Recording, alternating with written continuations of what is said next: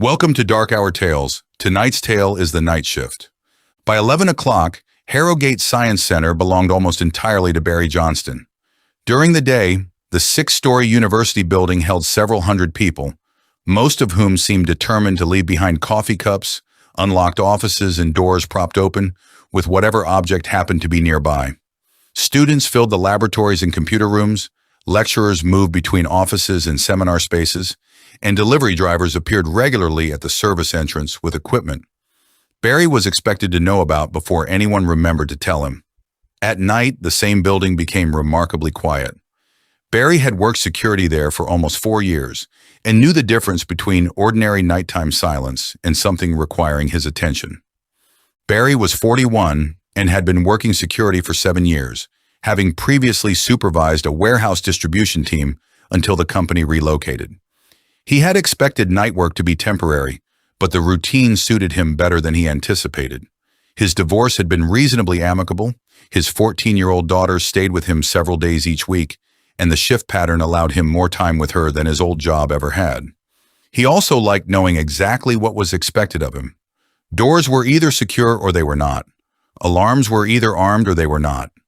Most problems could be resolved by checking the right screen, speaking to the right person, or walking to wherever an alert had originated. Mark Ellis, the evening guard, finished his handover at 10:45 and told Barry there had been nothing worth mentioning. One research group had stayed later than scheduled on the 4th floor, although they had signed out 20 minutes earlier, and the final cleaning supervisor was finishing near reception.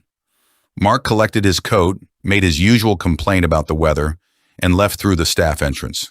Shortly afterwards, the cleaner signed out and departed as well. Barry checked the access control panel.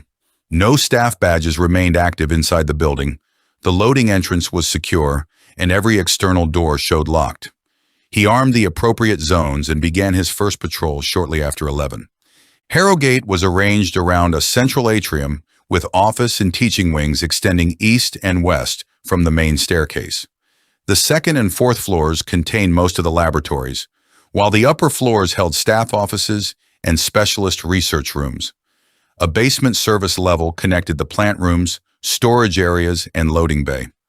46 CCTV cameras covered the main corridors, stair landings, reception, lifts, and entrances, although individual offices and laboratories were generally excluded for privacy.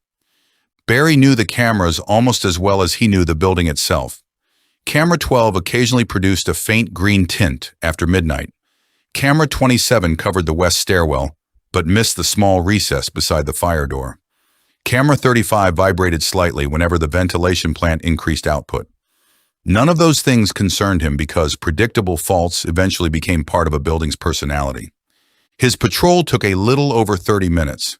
Barry checked the 2nd floor teaching rooms, walked through both office wings, and tested several restricted doors before continuing upstairs.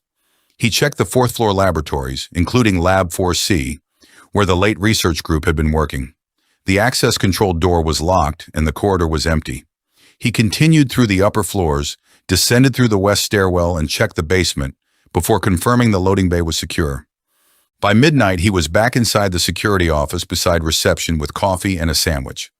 The room contained 2 desks, a wall of CCTV monitors, and a smaller workstation used for access records, alarm systems, and incident reports. A camera mounted high in one corner covered the room itself, mainly because the security office contained the building's master keys and emergency equipment. The next 20 minutes were entirely normal. Barry was completing an incident log from the previous week when movement on camera 18 caught his attention. A person crossed the far end of the 2nd floor east corridor. Barry looked up too late to see more than the final second of it. Somebody wearing dark clothing passed from left to right and disappeared around the corner towards the teaching laboratories. There was nothing particularly alarming about the sight, and Barry's immediate reaction was irritation rather than fear. Someone had probably stayed behind without signing out. He checked the access records again. The building showed empty. Barry rewound camera 18 and watched the footage properly. At 12:23 a.m., a man-shaped figure entered from the left side of the image and walked across the far end of the corridor. The person appeared average height and wore what looked like dark trousers and a dark jacket. His head was lowered enough that Barry could not see his face. Barry checked the adjacent cameras. Camera 17 showed nothing before the sighting, while camera 19, positioned beyond the corner, never showed the person emerging. He called Sonia Patel, the overnight regional supervisor. Barry explained that he had an unidentified person on the second floor, despite the access system showing nobody inside. Sonia suggested the late research team might have left somebody behind or that a cleaner had failed to sign out properly. Barry agreed that either explanation was possible and told her he would check the area before escalating anything further. He took his radio and master keys upstairs. The second floor corridor was empty. Barry walked the same route shown on camera 18 and checked every accessible room. The teaching labs were locked, the toilets were empty, and the stairwell doors remained secure. Nothing had been disturbed, and there was no obvious place for someone to hide without passing another camera. He returned downstairs feeling more puzzled than concerned. A person could have entered an office between camera views, and Barry knew better than to assume that CCTV coverage was perfect simply because there were dozens of cameras. At 12:51, the figure appeared again. This time, camera 24 showed it standing outside Lab 4C on the fourth floor. Barry immediately sat forward. The figure remained motionless for several seconds with its back partly towards the camera. Barry switched to the west stairwell and lift feeds, but neither showed movement. When he returned to camera 24, the figure had begun walking towards the laboratory door. Lab 4C required electronic access after 9 o'clock. Barry watched the figure reach the door. For several frames, its body seemed to overlap the edge of the image around the doorway. The picture briefly pixelated, and then the corridor was empty. The door had never opened. Barry checked the access log. No badge had been used. He called Sonia again and asked her to verify the records remotely.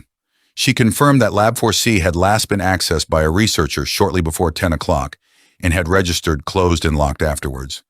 Barry told her he was going upstairs again.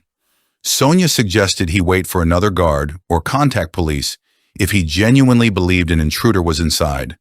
But Barry explained that he had watched the person apparently enter a locked laboratory without opening the door. Before calling police, he wanted to confirm whether the camera had simply corrupted at exactly the wrong moment. He reached Lab 4C several minutes later. The door was locked. Barry looked through the narrow glass panel and saw only dark workbenches and equipment. He unlocked the door, switched on the lights, and searched the room carefully. There was no second exit and nowhere an adult could realistically hide. He locked the laboratory again and returned to security. The office phone rang almost immediately. The display showed 4C Lab. Barry stared at it before answering. He heard no voice. There was only a low background hum resembling the ventilation system he had heard while standing inside the laboratory minutes earlier. Barry asked who was calling. The line remained silent. He ended the call and contacted Sonia for the third time. This time she stopped offering simple explanations. Sonia remotely accessed the CCTV server and asked Barry to guide her towards the relevant recordings. They reviewed camera 24 together, and Sonia confirmed that she could see the dark figure standing outside Lab 4C. She could also see it disappear beside the locked door without any access event. Barry felt strangely relieved. Whatever was happening, somebody else could see it. Sonia told him she would contact police and ask them to check the building.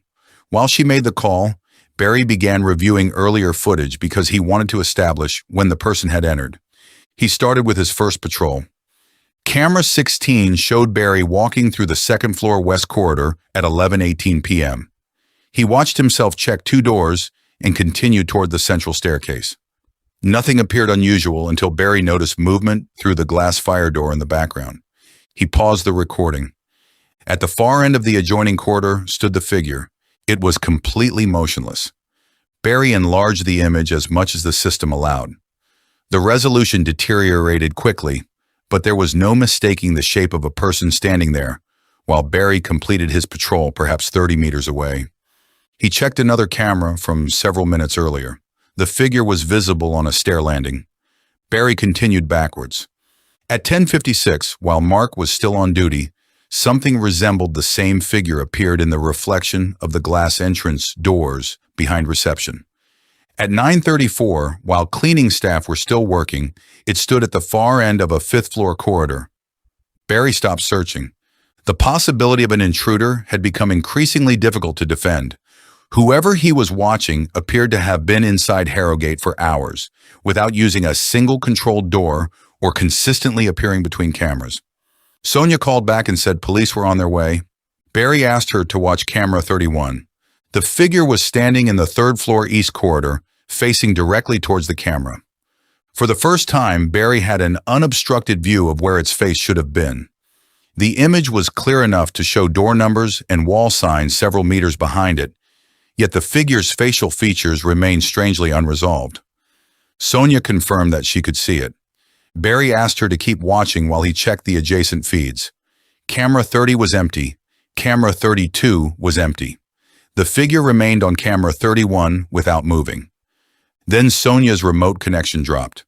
She reconnected less than a minute later and asked Barry to return to camera 31. Barry did. The figure was still there. Sonia said the corridor was empty. Barry assumed she had opened the wrong feed until they confirmed the camera number and timestamp. Sonia asked him to rewind to 1:17 a.m. when they had both watched the figure live. Barry's recording showed it. Sonia's showed an empty corridor. They were looking at what should have been the same footage and seeing different things. Barry ended the call only when Sonia told him police were approximately 10 minutes away. He remained in the security office and began comparing live feeds against what he could physically see through the reception windows. At first, there was nothing unusual. Then he noticed the vending machine. Camera 6 covered the ground floor atrium outside the office. On the monitor, a vending machine stood against the wall beside the east corridor. Barry looked through the glass. The vending machine was on the opposite side of the atrium. He stared between the monitor and the real space. The camera image showed the same reception desk, the same tiled floor, and the same university signs. Everything else appeared almost identical, but several details were wrong. A bench was positioned differently. One wall carried a notice board Barry could not see outside. The clock above reception showed 1:26. The real clock showed 1:22. Barry switched cameras. Most looked normal. Camera 18 showed the second floor corridor slightly longer than Barry knew it to be. Camera 24 showed Lab 4C with its door positioned farther along the wall. Camera 31 had returned to normal. The figure was gone. Barry no longer believed he was watching corrupted video. The cameras were showing something coherent, but whatever they were showing was not always the building around him. He remembered Mark once complaining that camera 18 produced motion alerts when the corridor was empty. Barry had dismissed it as a sensor fault because the system was full of minor faults. Now he wondered how many apparently meaningless alerts had been dismissed over the years. The police were still several minutes away when Barry switched to the camera covering the security office. He saw himself sitting at the desk. The figure stood behind him. Barry remained completely still. On the monitor, it was perhaps 6 feet behind his chair. He looked at the reflection in the dark edge of another screen but saw nothing. Slowly, Barry turned toward the room behind him. There was nobody there. The security office door remained closed. Barry turned back to the monitor. The figure had moved closer. It now stood less than 3 feet behind the other Barry. He turned again and found the room empty. When he looked back, the figure had disappeared. Only then did Barry notice that the security office on screen was wrong. The notice board behind the desk was missing. A storage cabinet stood where the printer should have been, and the door was positioned farther along the wall. Barry looked at the man sitting at the desk. He had assumed he was watching himself. Now he was not certain. Camera 14 flashed with a motion alert. Barry opened it. He was walking down a third-floor corridor. The real Barry remained seated in security. On camera 14, the other Barry continued towards the central staircase. Several meters behind him walked the dark figure. Barry checked the timestamp. 1:38 a.m. His own clock read 1:32. 6 minutes ahead.